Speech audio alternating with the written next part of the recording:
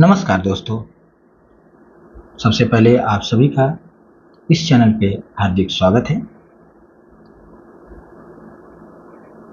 हम लोग हिंदी साहित्य का इतिहास आचार्य रामचंद्र शुक्ल जी का पढ़ रहे हैं, जिसमें भक्ति काल का प्रकरण 2 चल रहा है, जिसके अंतर्गत ज्ञानेश्वरी शाखा, निर्गुण भक्ति शाखा धारा का ज्ञानेश्वरी शाखा हम लोग देख रहे हैं, जिसमें कबीरदास, धर्मदास, रविदास, इन संतों को हम लोग पिछली वीडियो में देख चुके हैं। इस वीडियो में हम गुरु नानक जी को देखेंगे और इससे आने वाले अन्य जो संत कवि हैं उनको देखेंगे। तो चलिए वीडियो को स्टार्ट करते हैं। देर न करते हुए हम लोग बात करते हैं गुरु नानक जी का। शुक्ल जी कहते हैं कि गुरु नानक का जन्म संवत 1526 कार्तिक की पूर्णिमा के दिन तिलवंडी या तालवंडी ग्राम जिला लाहौर में हुआ था। तो ये पॉइंट आपको ध्यान रखना है। एक तो तालवंडी ग्राम है और दूसरा जिला लाहौर है। और ये कह रहे हैं कि जन्म कब हुआ, तो संवत 1526। आपको 57 वर्ष इसमें से क्या करना है, घटा लेना है। आगे बढ़ें। कह रहे हैं इनके पिता का नाम कालूचंद खत्री, जिला लाहौर, तहसील सरकपुर के तिलवंडी नगर के सूबा बुलार पठान के कारिंदा थे। पिता का नाम आपको हाईलाइट करना है, कालूचंद खत्री। इनकी माता का नाम तृप्ता था। माता का नाम भी आपसे पूछा जाएगा। माता का नाम क्या है, तृप्ता। नानक जी बाल्यावस्था से ही अत्यंत साधु स्वभाव के थे।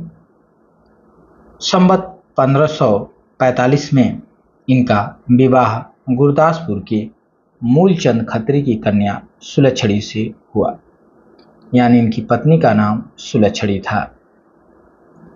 सुलक्षणी से इनके 2 पुत्र श्रीचंद और लक्ष्मीचंद हुए, यानी इनके 2 पुत्र श्रीचंद और लक्ष्मीचंद हुए। श्रीचंद आगे चलकर उदासी संप्रदाय के प्रवर्तक बने। ये मोस्ट पॉइंट अब याद करना है कि श्रीचंद जो है आगे चलकर उदासी संप्रदाय के प्रवर्तक हुए। आगे बढ़ते हैं। पिता ने इन्हें व्यवसाय लगाने के बहुत उद्योग किए, बहुत प्रयास किए, बहुत कोशिश किए कि जो है इनको कोई रोजगार मिल जाए, कोई रोजगार कर सके। पर ये सांसारिक व्यवहारों में दत्तचित्त न हुए। जो सांसारिक कार्यक्रम थे, क्रियाकलाप थे, इसमें वो उसमें जो है वो दत्तचित्त यानी कि तत्पर नहीं हुए। एक बार इनके पिता ने इन्हें व्यवसाय के लिए कुछ धन, कुछ पैसा दिया, जिसको इन्होंने साधुओं और गरीबों में बांट दिया। और पंजाब में मुसलमान बहुत दिनों से बसे थे, जिससे वहाँ उनके कट्टर एकेश्वरवाद का संस्कार धीरे धीरे प्रबल हो रहा था। लोग बहुत से देवी देवताओं की उपासना की अपेक्षा एक ईश्वर की उपासना को महत्व और सभ्यता का चिन्ह समझने लगे थे। शास्त्रों के पठन पाठन का क्रम मुसलमानों के प्रभाव से प्रायः उठ गया था, जिससे धर्म और उपासना के गूढ़ तत्वों को समझने की शक्ति न रह गई। अतः जहाँ बहुत से लोग जबरदस्ती मुसलमान बनाए जा रहे थे, वहाँ कुछ लोग शौक से भी मुसलमान बनते थे। ऐसी दिशा में कबीर द्वारा प्रवर्तित निर्गुण संत मंत्र एक बड़ा भारी सहारा समझ पड़ा। ये जो है पॉइंट आप हाईलाइट कर सकते हैं। ये पॉइंट आप हाईलाइट करेंगे। ये शुक्ल जी का कथन है, बड़ा अच्छा कथन है कि जहाँ बहुत से लोग जबरदस्ती मुसलमान बनाए जाते थे, वहीं पर कुछ लोग शौक से मुसलमान बनते थे।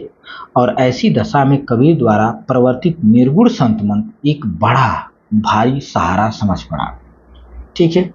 जिस चीज़ की कमी हिंदुओं में समझ में आ रही थी, जिस चीज़ की कमी को लेकर के वो मुस्लिम बन रहे थे, उस चीज़ को कबीरदास जी ने अपने निर्गुण संत मत में समाहित कर लिया। ठीक है, ताकि उसके लिए लोग मुस्लिम धर्म न स्वीकार करें।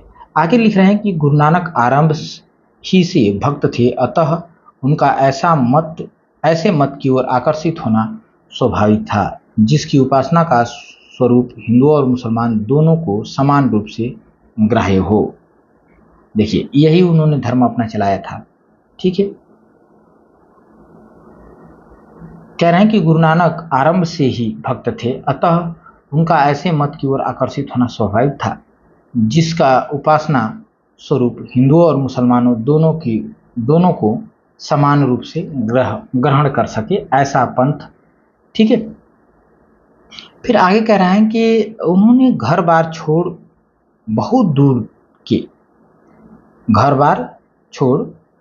दूर के देशों में भ्रमण किया, जिससे उपासना का सामान्य स्वरूप स्थिर करने में उन्हें बड़ी सहायता मिली। अंत में कबीरदास की निर्गुण उपासना का प्रचार उन्होंने पंजाब में आरंभ किया। वे सिख संप्रदाय के आदि गुरु हुए। उन्होंने कबीरदास की जो निर्गुण उपासना है उसका पंजाब में प्रचार प्रसार आरंभ कर दिया, और देखा जाए तो वे सिख संप्रदाय के आदि गुरु यानी शुरुआती गुरु बन गए। कबीरदास के समान वे भी कुछ विशेष पढ़े लिखे नहीं थे। जैसे कबीरदास कुछ ज़्यादा पढ़े लिखे नहीं थे, तो ऐसे गुरु नानक भी थे। भक्ति भाव से पूर्ण होकर वे जो भजन गाया करते थे, उनका संग्रह संवत 1661 में ग्रंथ साहब में संकलित किया गया। उसका संग्रह ग्रंथ साहब में क्या कर दिया गया? ग्रंथ साहब में संकलित किया गया, यानी उसी में सुरक्षित रखा गया। कौन? उनके भजन को, जो वो गाया करते थे भक्ति भाव से पूर्ण होकर के। कह रहे हैं कि ये भजन कुछ तो पंजाबी भाषा में है और कुछ देश की सामान्य काव्य भाषा हिंदी में है। कह रहे हैं कि कुछ तो ये पंजाबी भाषा में आपको मिलेंगे और कुछ देश की सामान्य काव्य भाषा यानी हिंदी में मिलेंगे। यह हिंदी कहीं तो देश की काव्य भाषा या ब्रज भाषा है, और कहीं जो है खड़ी बोली, जिसमें इधर उधर पंजाबी के कुछ रूप भी आ गए हैं। जैसे चलिया रहया भक्त का विनय के सीधे साधे भाव सीधी सादी भाषा में कहे गए हैं। कबीर के समान अशिक्षितों पर प्रभाव डालने के लिए टेढ़े मेढ़े रूपकों में नहीं। अर्थात जैसे कबीर जो है अशिक्षितों पर प्रभाव डालने के लिए, शुक्ल जी कह रहे हैं कि अशिक्षितों पर प्रभाव डालने के लिए टेढ़े मेढ़े काव्य बना करके, ठीक है, और लोगों को प्रभावित किया, उस टाइप से गुरु नानक जी ने नहीं किया। इससे इनकी प्रकृति में सरलता और अहम भाव शून्यता का परिचय मिलता है। कारण कि इनकी वजह से जो है इनकी प्रकृति बड़ी सरल है, इसमें अहम भाव नहीं है।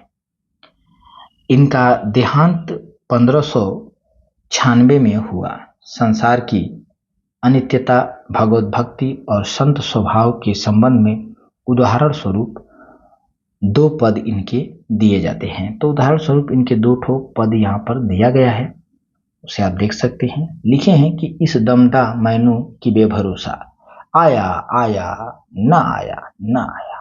ठीक है, तो ये पंक्ति बहुत मुश्त है, पूछी गई है। फिर अगली पंक्ति है कि इस संसार रैंदा सुपना,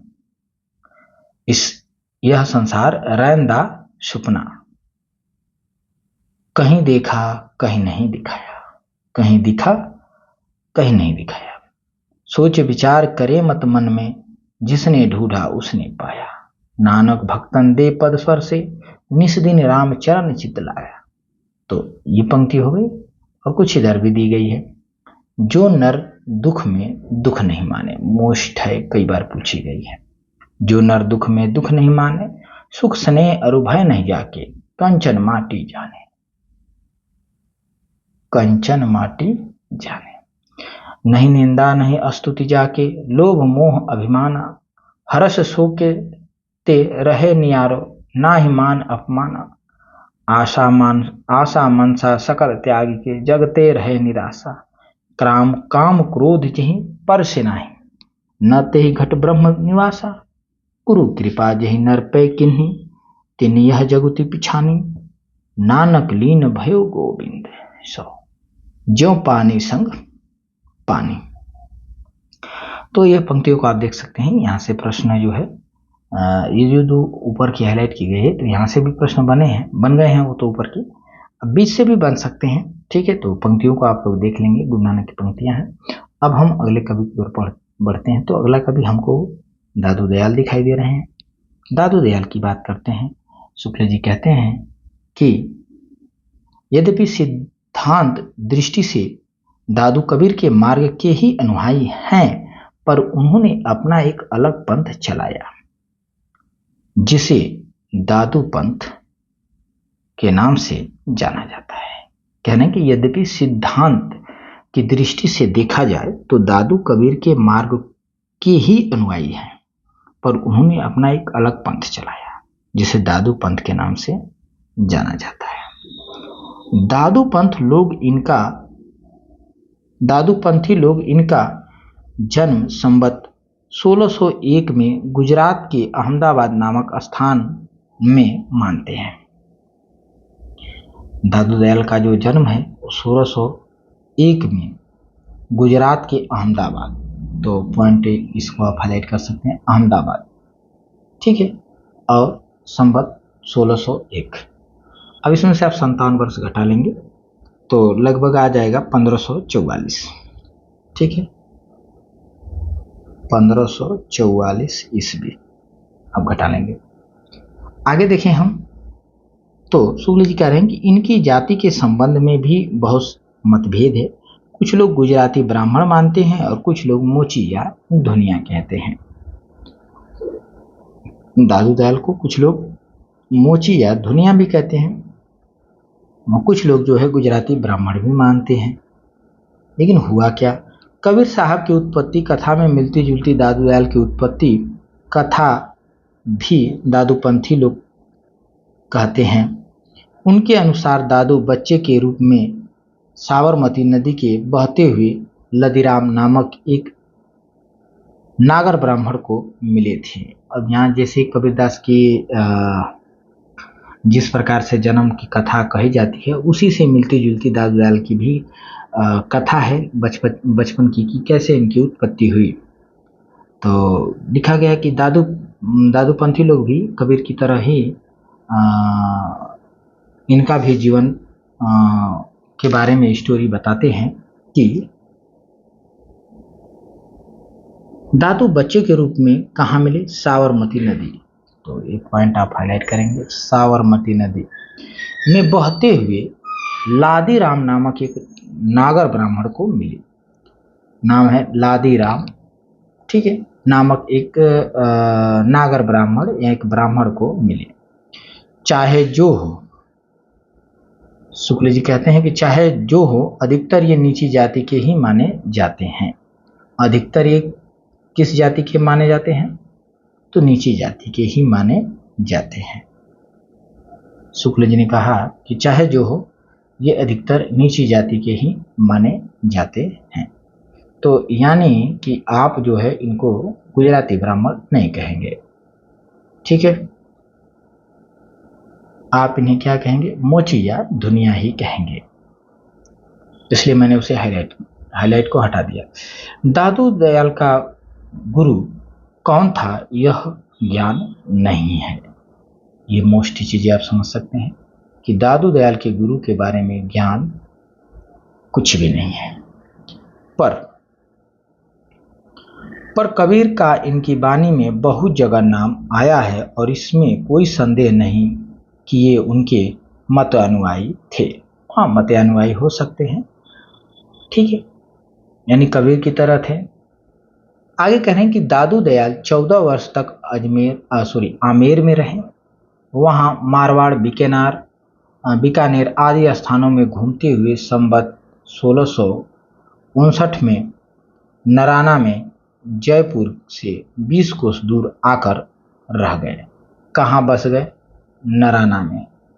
ठीक है, ये घूमते फिरते मारवाड़, बीकानेर इत्यादि को घूमते हुए नराना पहुंचे, जो जयपुर से 20 कोस दूर है। जयपुर से 20 कोस दूर। वहां से 3-4 कोस पर भराने की पहाड़ी है। वहां भी ये अंतिम समय में कुछ दिनों तक रहे। फिर वहां से ये कहाँ आ गए, तो कह रहे हैं कि भराने रहने लगे और वहीं कुछ दिनों तक रहे और वहीं संवत 1660 में शरीर छोड़ दिया। तो प्रश्न ये बन जाएगा कि दादू दयाल कहाँ रहते थे, तो आप कह सकते हैं नराना में। उनकी मृत्यु कहाँ हुई, तो भराने की पहाड़ी, ठीक है, यानी भराने में। आगे बढ़ें। वह स्थान दादू पंथियों का प्रधान अड्डा है और दादू जी के कपड़े और पोथियां अब तक वहां पर रखी है। और निर्गुण पंथियों के समान दादू पंथी लोग भी अपने को निरंजन निराकार का उपासक बताते हैं। ये लोग न तिलक लगाते हैं, न कंठी पहनते हैं, साथ में एक सुमरनी रखते हैं और सतराम कहकर अभिवादन करते हैं।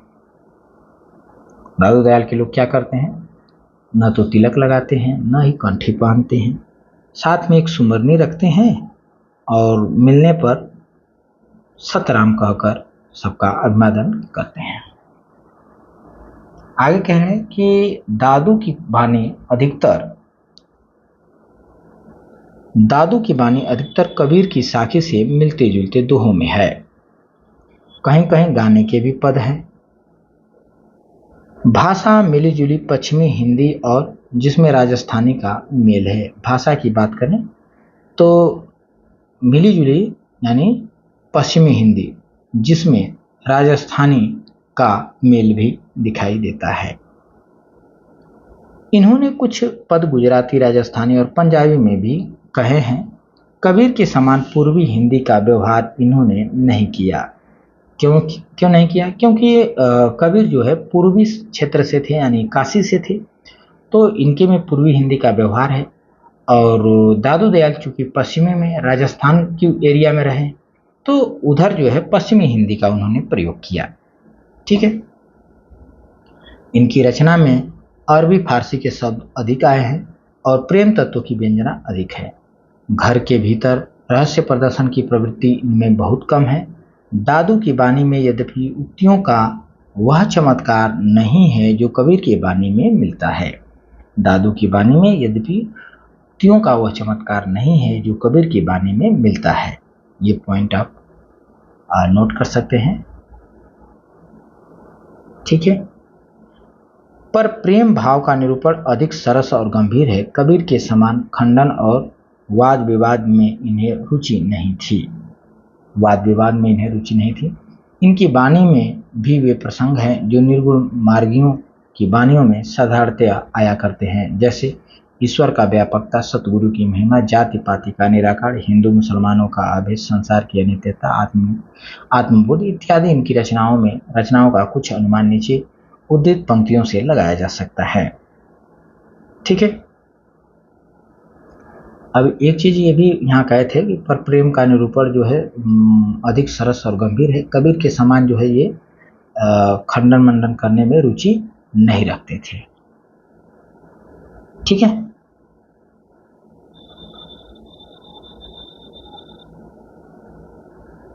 यहां तक मैं हाईलाइट कर देता हूं। अब आते हैं पंक्ति की ओर। पंक्ति है कि घी दूध में रमी रहा व्यापक सभी ठौर। कि घी जो है दूध में सभी कड़कड़ में क्या रहता है, व्यापक रहता है। दूध के कड़कड़ में घी क्या है, मौजूद रहता है। दादू वक्ता बहुत है, मथि काढ़े ते और। कह रहे हैं, दादू कहते हैं कि बकने वाले, पूजा करने वाले तो बहुत हैं, लेकिन जो मथ करके घी निकाल दे, ठीक है, वो कुछ और ही है, यानी वो कुछ और है।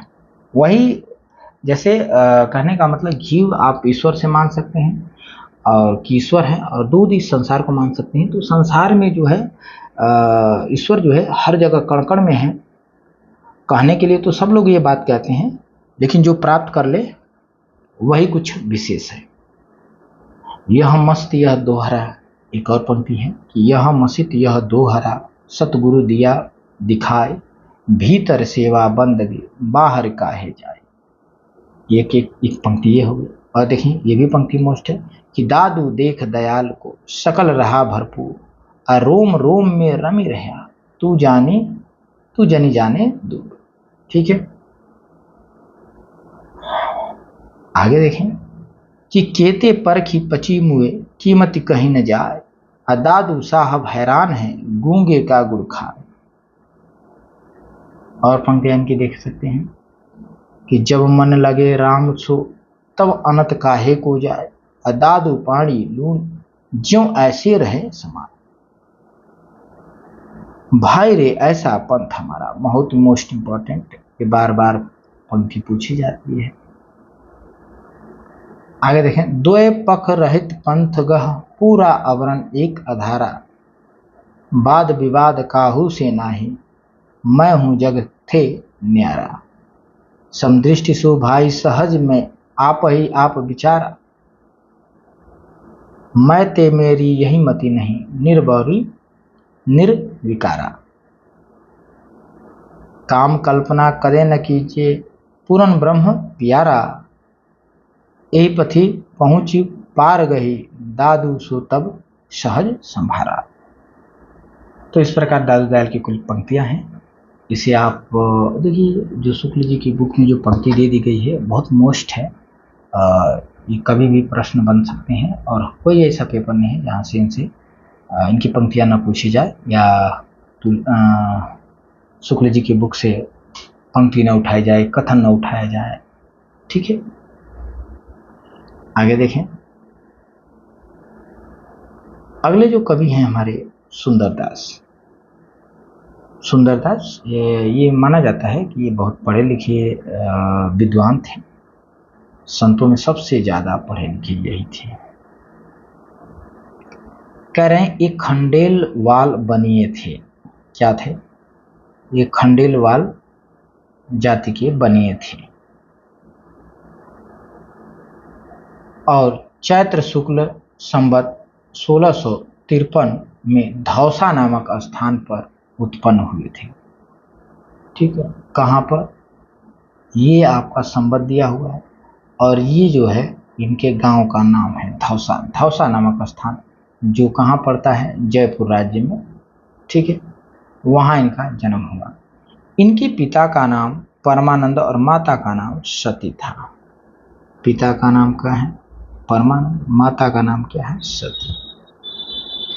जब ये 6 वर्ष के थे तब दादू दयाल धौसा में गए थे, तभी से दादू दयाल के शिष्य हो गए। जब ये 6 वर्ष के थे तब दादू दयाल धौसा में गए थे और तभी से यानी दादू दयाल, जब ये सुंदरदास 6 वर्ष के थे तो दादू दयाल जो है इनके गांव यानी धौसा में आए हुए थे और इनसे सुंदरदास की जो है मुलाकात हुई होगी और तभी से ये दादू दयाल के शिष्य हो गए। तो यहाँ प्रश्न बनता है कि सुंदरदास के गुरु कौन थे? तो लिख सकते हैं ये दादू दयाल के शिष्य थे। ठीक है, कह रहे हैं और उनके साथ रहने लगे और उन्हीं के साथ दादू दयाल के साथ ही रहने लगे। संवत 1660 में दादू दयाल का देहांत हो जाता है। 1660 में दादू दयाल का देहांत हो जाता है। तब तक ये नराना में रहे। तब तक ये कहाँ रहे? नराना में ये भी रहे। फिर जगजीवन साधु के साथ अपने जन्म स्थान धौसा में आ गए। उसके बाद जगजीवन साधु के साथ जो है अपने पुनः जन्म स्थान धौसा में आ गए। वहाँ संवत 1663 तक रहकर फिर जगजीवन के साथ काशी चले आए। उसके बाद फिर काशी आ गए, यानी सुंदरदास काशी भी आए, जगजीवन के साथ काशी भी आए। वहाँ 30 वर्ष की अवस्था तक ये संस्कृत, व्याकरण, वेदांत, पुराण आदि की पढ़ाई भी किए, क्योंकि संस्कृत का केंद्र था बनारस, तो सभी लोग पढ़ने के लिए काशी आया करते थे। कारण संस्कृत के अतिरिक्त ये फारसी भी जानते थे। काशी से लौटने पर ये राजपूताने फतेहपुर शेखावटी नामक स्थान पर चले गए, यानी राजपूताने के फतेहपुर में ये चले गए सब कुछ विद्या सीख लेने के बाद। और वहाँ के नवाब अलीप खां इन्हें बहुत मानते थे। इनका देहांत कार्तिक शुक्ल संवत 1746 को सांगानेर में हुआ। इनकी मृत्यु कहाँ हुई थी? सांगानेर में। ठीक है, इनकी मृत्यु सांगानेर में हुई। आगे कह रहे हैं कि इनका जो डील डोल बहुत अच्छा, रंग गोरा, रूप सुंदर था, स्वभाव अत्यंत कोमल और मृदुल था। ये बाल ब्रह्मचारी थे और स्त्री की चर्चा से सदा दूर रहते थे। पॉइंट नोट करें, स्त्री की चर्चा से दूर रहते थे, ये सदा बाल ब्रह्मचारी थे, यानी स्त्री की चर्चा तक से ये दूर रहते थे। निर्गुण पंथियों में यही एक ऐसे व्यक्ति थे जिन्होंने समुचित शिक्षा मिली थी और जो काव्य कला की रीति आदि से अच्छी तरह परिचित थे। ये पॉइंट आपको नोट करना है कि निर्गुण पंथियों में यही एक ऐसे व्यक्ति थे जिन्हें समुचित, जितना चाहिए उतना और उचित शिक्षा मिली थी, जो काव्य कला की रीति आदि से अच्छी तरह परिचित थे। अतः इनकी रचना साहित्यिक और सरस है। भाषा भी काव्य की मजी हुई ब्रज भाषा है।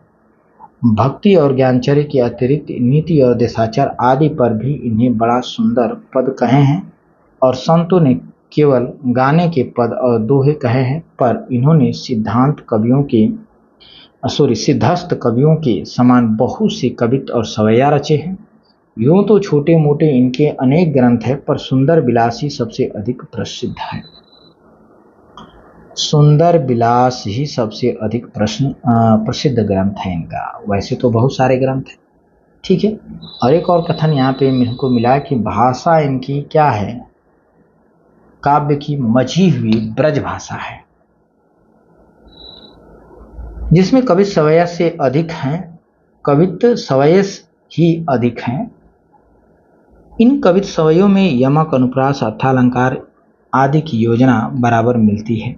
इनकी रचना काव्य पद्धति के अनुसार होने के कारण और संतों की रचना से भिन्न दिखाई देती है। कह रहे हैं शुक्ल जी ने कहा कि इनकी जो रचना है काव्य पद्धति के अनुसार हुई है और इसी कारण संतों की, अन्य जो संत हैं उनकी रचनाओं से भिन्न दिखाई पड़ती है। शुक्ल जी कह रहे हैं कि संत तो ये थे ही, पर कवि भी थे। यही ऐसे संत थे कि संत के साथ साथ कवि भी थे। इससे समाज की रीति नीति पर इनकी बड़ी विनोदपूर्ण उक्तियां हैं, जैसे गुजरात पर अभाड़ित अतित सो होत बिलार और कुकुर चाटत हाड़ी। ये पंक्ति पूछी जाती है, किसके ऊपर है? तो गुजरात के ऊपर ये पंक्ति कही गई है। इसके बाद एक पंक्ति कहते हैं मारवाड़ के ऊपर कि वृक्ष न नीरन उत्तम चीर सुदेशन में गत देश है। और यहाँ जो है मारू यानी दक्षिण पर कहते हैं कि राधत प्याज बिगारत नाज न आवत लाज करे सब भक्षण। और पूर्व देश पर इनकी पंक्ति है कि ब्राह्मण क्षत्रिय वैश्यरु शूद्र चरोई वर्ण के मच्छ बघारत। तो ये पंक्तियाँ पूछी जाती है, ये किसकी है, ये किसके ऊपर लिखी गई है? गुजरात पर है, मारवाड़ पर है, पूर्व देश पर है। तो ये चीज़ों को आप थोड़ा ध्यान दे देंगे। आगे बढ़ते हैं। कह रहे हैं कि इनकी रचना के कुछ नमूने नीचे दिए जाते हैं कि गेह तजियो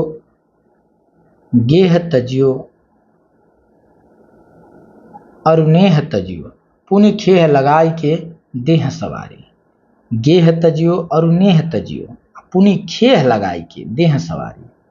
अमेह सहे सीर शीत सहे तन अधूप समय जो पंच गिनी बारी।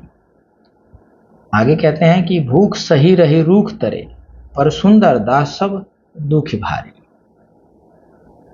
डासन छाड़ी के कासन ऊपर आसन मार्युते आसन मारी। तो ये चारों पंक्ति मोस्ट हैं, चारों पंक्ति आपको ध्यान देना है।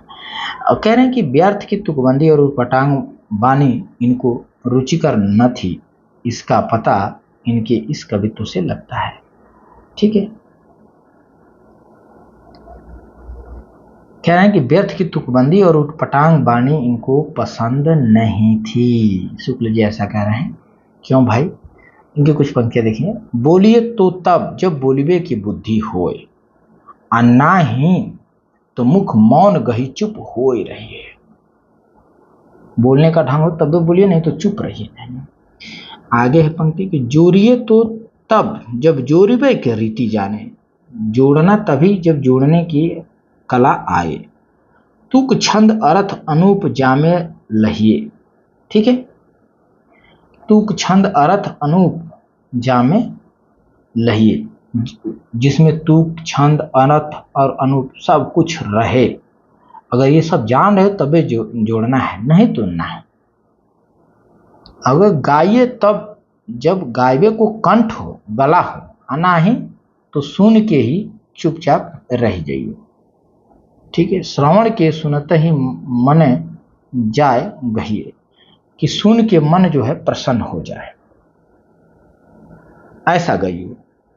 तुक भंग छंद भंग अर्थ मिले न कछु, सुंदर कहत ऐसी बानी न कहिए। ठीक है, जिसमें तुक न हो, छंद न हो और कुछ अर्थ न मिले तो बेकार है। सुंदरदास कहते हैं कि ऐसी बानी न कहिए, ऐसी कविता मत करिए। सुशिक्षा द्वारा विस्तृत दृष्टि प्राप्त होने से इन्हें निर्गुणवादियों के समान लोक धर्म की उपेक्षा नहीं की। पतिव्रत का पालन करने वाली स्त्रियों, रण क्षेत्र में कठिन कर्तव्य का पालन करने वाली शूरवीरों के प्रति इनका विशाल हृदय था और के सम्मान के लिए इनके अंदर पूरी जगह थी। दो उदाहरण आपको दिया जा रहा है। शुक्ल जी कहते हैं कि पति ही सुप्रेम है, पति ही सुनेम है, पति ही सुक्षेम है, पति ही सुरत, पति ही जग जोग, पति ही रस भोग, पति ही सुमीटे लो सोग, पति ही को जत है, पति ही है ज्ञान ध्यान, पति ही है पुण्यदान, पति ही तीर्थ नहान, पति ही को मत है, पति बिनु पति नहीं, पति बिनु गति नहीं। ये पंक्तियां आपको ध्यान रखना है। सुंदर सकल विधि एक पतिव्रत है, सुनत नागर चटे चोट बिग से, कमल मुख अधिक उछाह फुलियो, मात है न तन में, अब फिरे जब संग तब को नहीं धीरे धरे, कायर कंपायमान होत देखी मन में, कूद के पतंग जैसे परत पावक माही, ऐसे टूटी परे सब सावत के गन में, हमारी घमसान करी सुंदर जुहारे श्याम, सोई सुर वीर रूपी रहे जय रण में। तो ये पंक्ति आप देख सकते हैं। आगे देखें, कुछ पंक्ति है कि इसी प्रकार इन्होंने सृष्टि तत्व आदि कहे हैं, वे भी औरों के समान मनमाने और उटपटांग नहीं हैं, शास्त्र के अनुकूल है। उदाहरण के लिए नीचे कुछ पंक्तियां दी जा रही हैं, उसे आप संख्या के अनुकूल है, क्रम से हैं। ब्रह्म ते पुरुष अरु प्रकृति प्रकट भई, प्रकृति में ते महत्व पुनि अहंकार है, अहंकार हो ते तीन गुण सत रज तम, अहंकार हो ते तीन गुण सत रज तम, तमहु ते महाभूत विषय पसार है, रज हूँ ते इंद्रिय दस पृथक पृथक भई, सतहु ते मन आदि देवता विचार है, ऐसे अनुक्रम करी शिष्य हूँ, शिष्य सु कहत गुरु, सुंदर सकल यश मिथ्या ब्रह्म जा रहे। तो ये पंक्ति आपको ध्यान रखने हैं। कुछ पंक्तियां हैं सुंदरदास की। अब हम सुंदरदास के आगे जो है अगले कवि की ओर बढ़ते हैं, जिनका नाम है मलुकदास। मलुकदास शुक्ल जी कहते हैं कि मलुकदास का जन्म लाला सुंदरदास खत्री के घर वैशाख कृष्ण संवत 1631 में कड़ा जिला इलाहाबाद में हुआ। तो इस पॉइंट को नोट करें, सुंदरदास खत्री के घर हुआ, कब हुआ, संवत 1631 में हुआ, कहाँ हुआ, कड़ा में हुआ और जिला का नाम इलाहाबाद। इलाहाबाद में एक कड़ा कस्बा है या गांव है, वहीं पे हुआ। इनकी मृत्यु 108 वर्ष की अवस्था में संवत 1739 में हुई। ये औरंगजेब के समय में दिल के अंदर खोजने वाले निर्गुण मत के नामी संतों में हुए। किसके समय हुए? औरंगजेब के समय, औरंगजेब सिंह समय कह रहे हैं। और इनकी गद्दियां कड़ा, जयपुर, गुजरात, मुल्तान, पटना, नेपाल और काबुल तक में कायम है। इनकी गद्दी कई जगह कायम है। ठीक है, आप देख सकते हैं। कह रहे हैं कि इनके संबंध में बहुत से चमत्कार या करमाते प्रसिद्ध है। लोग कहते हैं कि एक बार इन्होंने डूबते हुए शाही जहाज को पानी के ऊपर उठाकर बचा लिया था और रुपयों का तोड़ा गंगा जी में तैरा कर कड़े से इलाहाबाद भेजा था। इलाहाबाद भेज दिए थे। रुपयों का जो है गड्डी, मतलब आप बक्सा टैची जो भी कह सकते हैं, बड़ा सा, उसको तैरा करके पहुंचा दिए थे। इन्होंने आलसियों का यह मूल मंत्र, यानी आलसियों के लिए एक मूल मंत्र तैयार किए। और वो मंत्र क्या है कि अजगर करे न चाकरी, पंछी करे न काम, दास मलुका कहे गए सबके दाता। पूछा जाता है। आगे देखें तो आगे शुक्ल जी कहते हैं कि इन्हीं का है, यानी ये पंक्ति इन्हीं का है। इनकी 2 पुस्तकें प्रसिद्ध हैं, रतन खान और ज्ञान बोध, बहुत प्रसिद्ध है। प्रश्न कई बार बन चुका है। हिंदुओं और मुसलमानों दोनों के उपदेश देने में प्रवृत्त होने के कारण दूसरे निर्गुण संतों के समान इनकी भाषा में भी फारसी और अरबी शब्दों का प्रयोग है। इसी दृष्टि से बोलचाल का, खड़ी बोली का पुट इन सब संतों की वाणियों में एक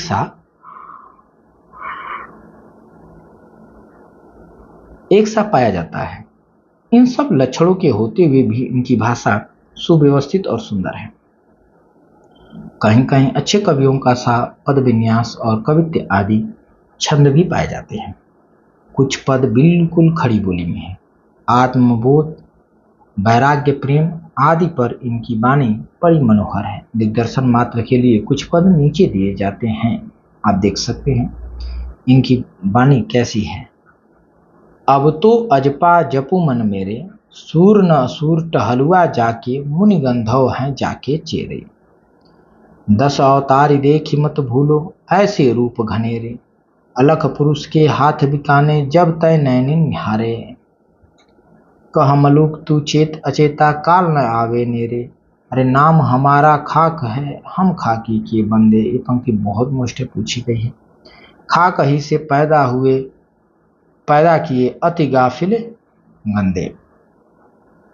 कबहू न करते बंदगी दुनिया में भूले, आसमान को ताकते घोड़े चढ़ फूले। पंक्तियों को देखें, पंक्तियां मोस्ट है।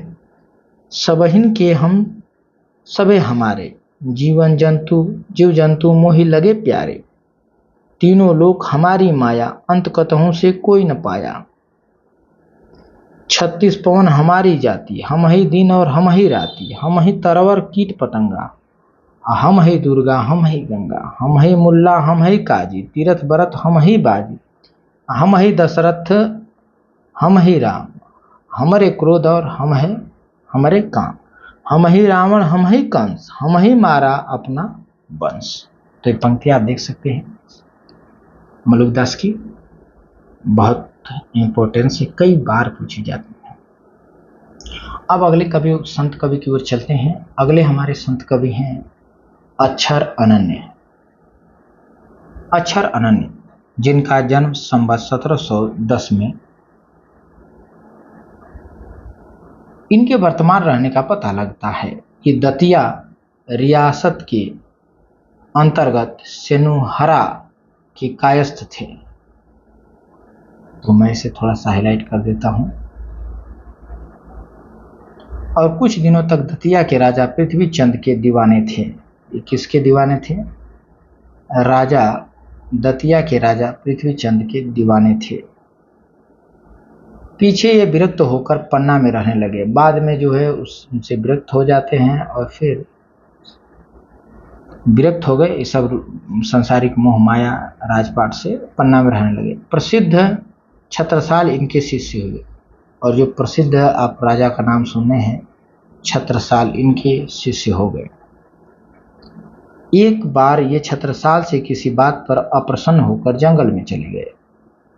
अब छत्रसाल से नाराज होकर जंगल में चले गए। पता लगने पर जब महाराज छत्रसाल क्षमा प्रार्थना के लिए इनके पास गए, तब इन्हें एक झाड़ी के पास खूब पैर फैलाकर लेटे हुए पाया।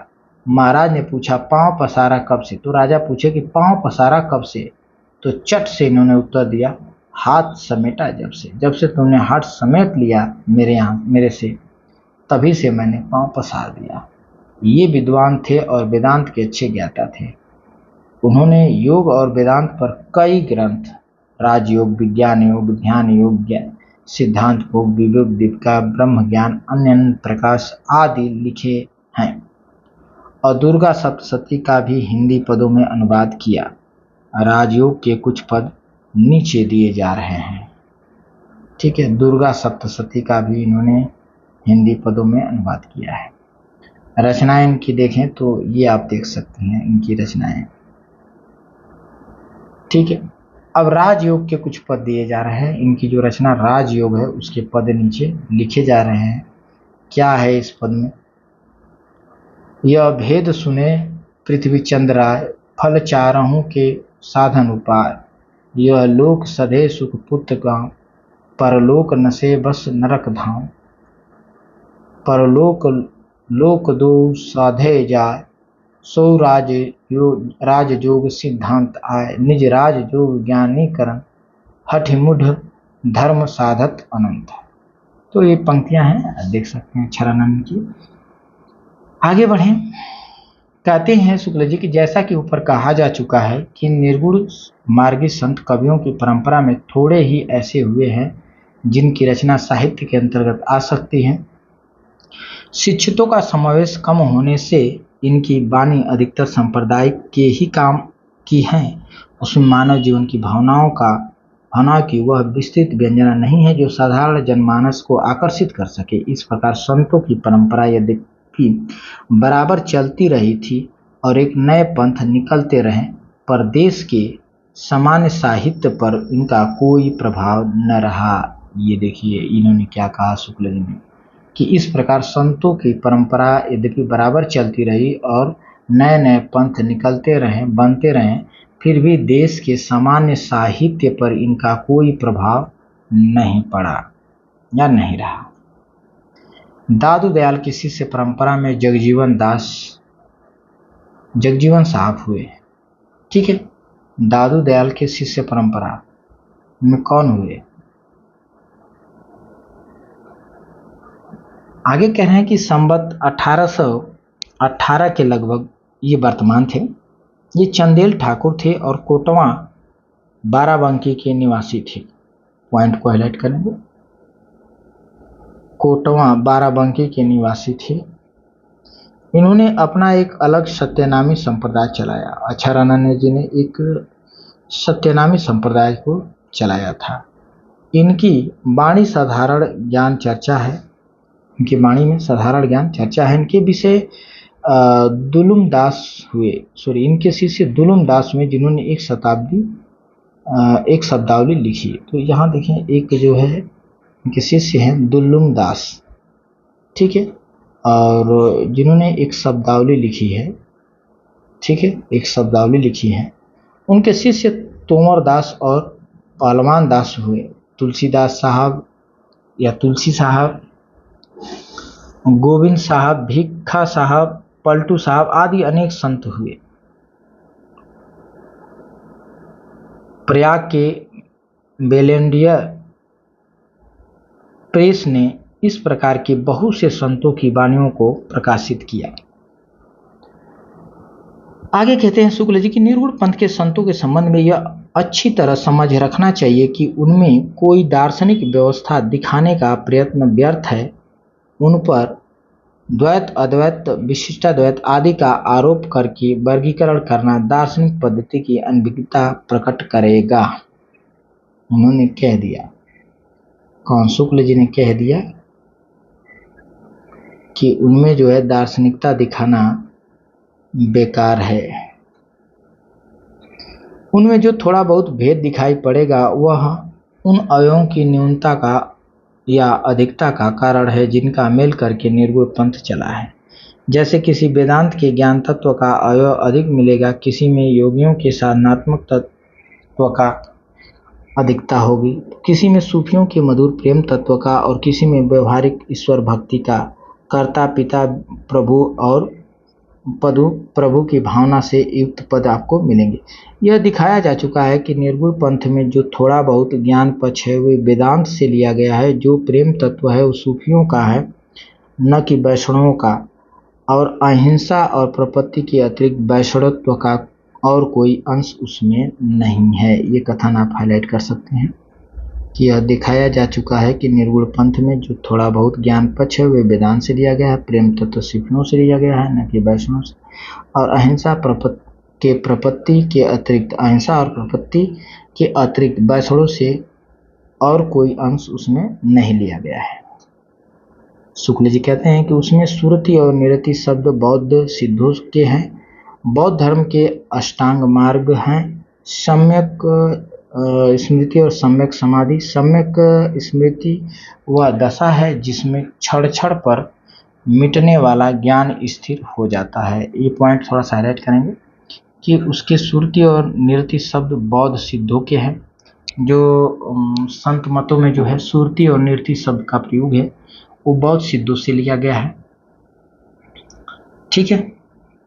और कह रहे हैं कि जो इसमें सम्यक स्मृति लिया गया है बौद्ध धर्म के अष्टांग मार्ग से, उसका अर्थ है क्षण भर में मिटने वाला ज्ञान स्थिर हो जाता है और उसकी श्रृंखला बच जाती है। समाधि में साधक सब संवेदनों से परे हो जाते हैं। अतः सुरति निरति शब्द योगियों की वाणियों से आया है। अतः सुरति निरति शब्द योगियों की वाणियों से आया है। वैष्णव से उनका कोई संबंध नहीं है। ठीक है। अब हम लोग पहुंच गए हैं प्रकरण 3 और इसके अंतर्गत हम लोग देखेंगे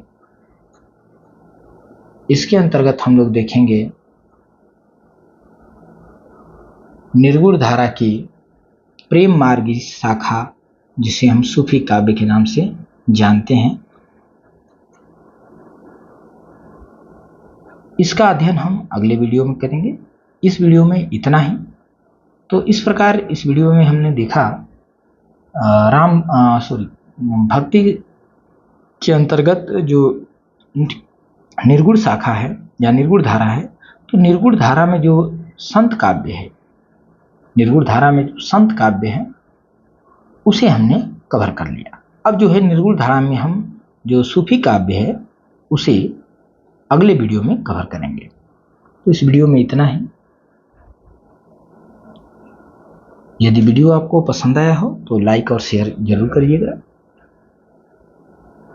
बाकी आप सभी को वीडियो के अंत तक बने रहने के लिए बहुत बहुत धन्यवाद। मिलते हैं अगले वीडियो में।